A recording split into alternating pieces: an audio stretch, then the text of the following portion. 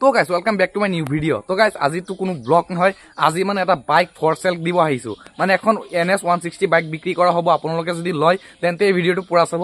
এয়া বাইক হৈছে মোৰ পিছপিনে দেখা পাইছে ব্লেক কালাৰৰ। আপোনালোকক প্ৰথমে গোটেইখিনি দেখাই লওঁ বাইকখন, তো বলক। এয়া চাই লওক গাইজ, বাইকৰ কোৱালিটি চাব পাৰে, একদম ধুনীয়া কোৱালিটি, এটা স্ক্ৰেচো নাই, একদম ব্ৰেণ্ড নিউ। চাৰিওফালে ঘূৰাই দেখুৱাই দিছো, চাওক পাৰে বাইক কোৱালিটি চাওক, একদম ধুনীয়া কোৱালিটি হৈ আছে। তো গাইজ এইখন বাইক 50,000 টকা ডাউন পেমেণ্ট দি কিনিছে আৰু 7টা কিস্তি অলৰেডি মাৰা হৈ গ'ল। পাৰ কিস্তি 5,300 টকাকে আহে। তো 7টা কিস্তি মাৰা হৈ গ'ল আৰু বাকী 29টা কিস্তি বাকী আছে, মানে টোটেল 36টা কিস্তি বনাইছিল। তো আপোনালোকে কোনোবাই যদি লয় তেতিয়াহ'লে আপোনালোকে স্ক্ৰীনত দিয়া নাম্বাৰটোত কণ্টেক্ট কৰিব পাৰে জল্দি জল্দি, একদম কম ৰেটত দিয়া হ'ব। তো কিমানত দিয়া হয় এইটো তাক সুধি আপোনালোকক কৈ আছো। কিমানত দিবা তুমি বাইকটো মিনিমাম?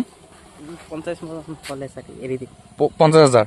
মানে এখন বাইক তাৰে হয়, সেইকাৰণে তাক সুধি লৈছো লাইভ। তো 50,000 হলে এৰি দিব আৰু কিবা এটা চামথিং ডিছকাউণ্ট কৰিব, কিবা এটা ডিছকাউণ্ট কৰিব। তো যাৰ লাগে জল্দি জল্দি কণ্টেক্ট কৰক। একদম মানে কিমান কিলোমিটাৰ দৌৰাইছে এইটো আপোনালোকক দেখুৱাই দিওঁ।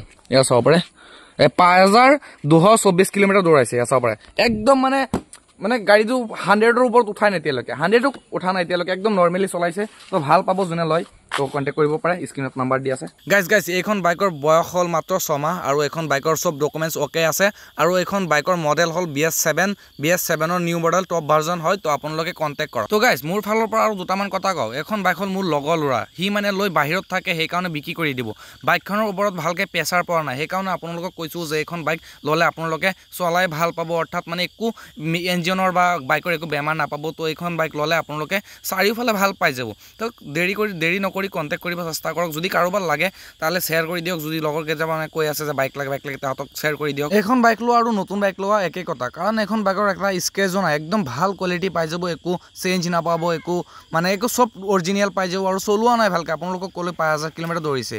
তো আপোনালোকে জল্দি কণ্টেক্ট কৰিব চেষ্টা কৰক, মানে এখন বাইক জল্দি বিক্ৰী কৰি দিব। মানে সি বাহিৰত গুচি যাব, তাৰে কাৰণে আপোনালোকক ৰিকুৱেষ্ট কৰিছোঁ যে এখন বাইক ল'বলৈ জল্দি কণ্টেক্ট কৰক। তো এইখিনি আৰু ধন্যবাদ। ছাবস্ক্ৰাইব কৰি দিব চেনেলটোত নতুন হ'লে আৰু ব্লগ ভিডিঅ'ৰ কাৰণে।